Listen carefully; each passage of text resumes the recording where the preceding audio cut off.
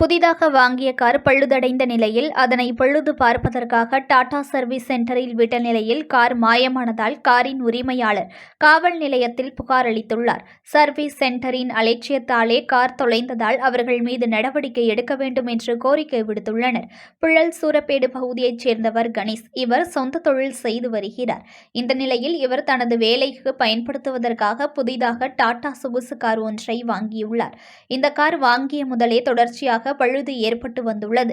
பலமுறை சர்வீஸ் செய்து வந்த நிலையில் இந்த மாதம் 7ஆம் தேதி காரின் பின்பக்க கதவு லாக் சரியாக பயன்படுத்த முடியாமல் மீண்டும் பழுதடைந்தது. அதனையடுத்து சென்னை மாதவரம் ரவுண்டானா அருகாமையில் உள்ள FPL டாடா கார் சர்வீஸ் சென்டரில் காரை சர்வீஸ்க்காக விட்ட நிலையில் 3 நாட்கள் கழித்து போன் மூலம் தொடர்பு கொண்டு கார் சரியாகி விட்டதா என கேள்வி எழுப்பிய பொழுது அதற்கு தகுந்த பதிலளிக்காமல் சமாளித்ததாக கூறப்படுகிறது. பலமுறை தொலைபேசி மூலம் தொடர்பு கொண்டும் சரியான பதில் கிடைக்காததால் மீண்டும் சர்வீஸ் சென்டரில் நேரடியாக உரிமையாளரிடமே கேள்வி எழுப்பியதாகவும் அதற்கு உங்களுடைய காருக்கு நீங்கள் EMI செலுத்தாமல் விட்டு உள்ளீர்கள், அதனால் காரை எடுத்து சென்று விட்டார்கள் என்று சொல்லியுள்ளார்கள். அதற்கு கணேஷ், நான் காருக்கு முழுமையாக EMI கட்டி வருகிறேன் என்று சொல்லியுள்ளார். உடனே இணைப்பை துண்டித்துவிட்டு மீண்டும் கணேஷ் போன் செய்த பொழுது உங்களுடைய கார் எங்களுடைய கார் யார்டில் இருந்து யாரோ திருடி சென்று உள்ளார்கள் என்றும் இதற்காக நாங்கள் புகார் அளித்துள்ளோம் என்று கூறியுள்ளார்கள். இதனைத் தொடர்ந்து கணேஷ் மாதவரம் காவல் நிலையத்தில் புகார் அளித்துள்ளார். புகாரின் அடிப்படையில் போலீசார் விசாரணை நடத்தி வருகின்றனர். ஆனால் இதுவரை தனது கார் எங்கு உள்ளது, எப்படி காணாமல் போனது என்பதை பற்றி விவரங்கள் கார் சர்வீஸ் சென்டர் நிர்வாகம் அளிக்க மறுப்பதாக கணேஷ் வேதனை தெரிவித்துள்ளார்.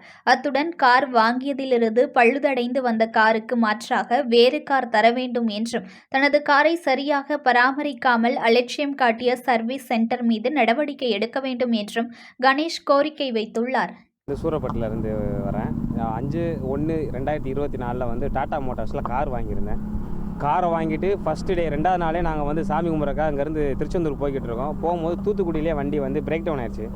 அங்கே உள்ள சர்வீஸ் சென்டர்லேயும் நாங்கள் கொடுத்தோம். இது வந்து சரி பண்ணியிருக்கோம், கொண்டு போங்கன்னாங்க. மறுபடியும் வரும்போது பார்த்திங்கன்னா திண்டிவனத்துலேயே நின்றுச்சு. மறுபடியும் இங்கே கொண்டு வந்து சர்வீஸ் கொடுத்தா வண்டி இன்ஜின் போயிடுச்சுனாங்க.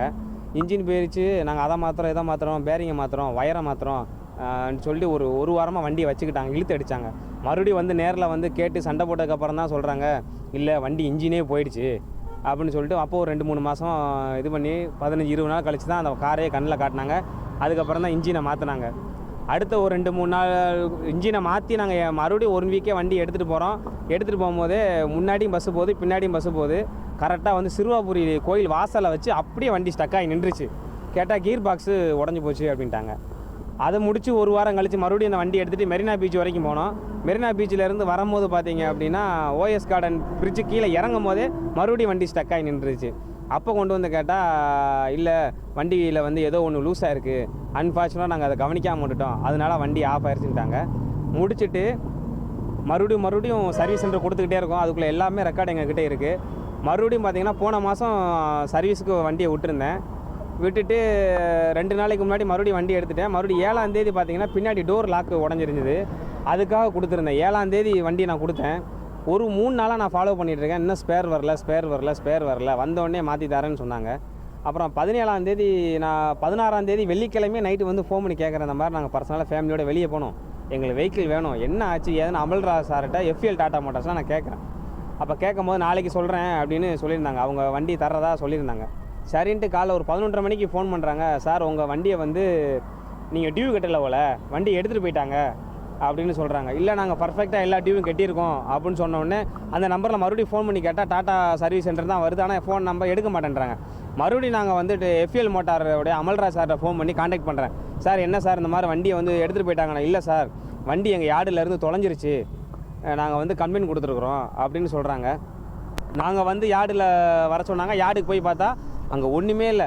ஒரு வயசான வாட்ச்மேனு, இமுட்டூண்டு பூட்டு அதுதான் இருக்குது. எந்த ஒரு CCTV கேமரா எதுவுமே இல்லை. அசால்ட்டாக பதில் சொல்கிறாங்க. எல்லா வண்டியும் ஓப்பன் பண்ணி பார்த்தா அந்த வண்டிக்குள்ளேயே சாவி இருக்குது. இவங்களுடைய அஜாக்காராலே வண்டி மிஸ் ஆயிடுச்சு. சரி, உங்கள் அஜா கொடுக்கறதுக்கு எங்கள் FPL மோட்டார்ஸுக்கு ரைட்ஸே கிடையாதுன்றாங்க. ஆனால் என் வண்டியை எடுத்து நீங்கள் தொலைக்கிறதுக்கு உங்களுக்கு ரைட்ஸ் இருக்கா FPL மோட்டாருக்குன்னு கேட்டால் அதுக்கு அலட்சியமாக பதில் பேசுகிறாங்க. நீ என்ன பண்ணமோ பண்ணிக்கோ. அவருடைய ஓனர் வந்து பார்த்தோன்னா தனபாலுன்றவர் ஃபோன் பண்ணி கேட்டால் நீ என்ன பண்ணணுமோ பண்ணிக்கோ, என் மேலே எஃப்ஐஆர் கொடுக்கணும் கொடுத்துக்கோன்னு அசால்ட்டாக பதில் சொல்கிறாங்க சார். எத்தனை நம்பர்லேருந்து கால் பண்ணணும், எந்த நம்பரில் கால் பண்ணால் உடனே பிளாக் பண்ணுறாங்க சரியா பதில் சார். 5573 என்ன சார் அப்டேட்னு ஏதாவது ஒரு நீங்கள் நார்மலாக இப்போயே நீங்கள் பார்க்குறவங்க கூட அவர் நம்பரை நான் சொல்கிறேன். 5573 நம்பர் என்ன சார்னு கேட்டிங்கன்னா உடனே என் நம்பரை பிளாக் பண்ணுறாங்க. அந்த நம்பரை உடனே பிளாக் பண்ணிடுறாங்க. இப்போ நான் ரொம்ப மன உளைச்சலில் இருக்கேன். நான் தூங்கி 3 நாள் ஆச்சு. எனக்கு பைத்தியம் முடிச்ச மாதிரி இருக்குது. நான் அடுத்த 1ஆம் தேதியிலேருந்து டியூ கட்டணும். இந்த வண்டிக்கு நான் டியூ கட்டணும். அதுக்கு ஏதாவது பதில் சொல்லுங்கன்னா அதெல்லாம் நாங்கள் சொல்ல முடியாது அப்படின்றாங்க. நான் என்ன பண்ணணும்னு எனக்கு ஒன்றுமே தெரியல. யாரை அணுகணும்னு தெரியல. நீங்கள் தான் எனக்கு சப்போர்ட் பண்ணி கொடுக்கணும். நியூஸ் ஒன் தமிழை லைக் பண்ணுங்க, கமெண்ட் பண்ணுங்க, ஷேர் பண்ணுங்க, மறக்காம சப்ஸ்கிரைப் பண்ணுங்க.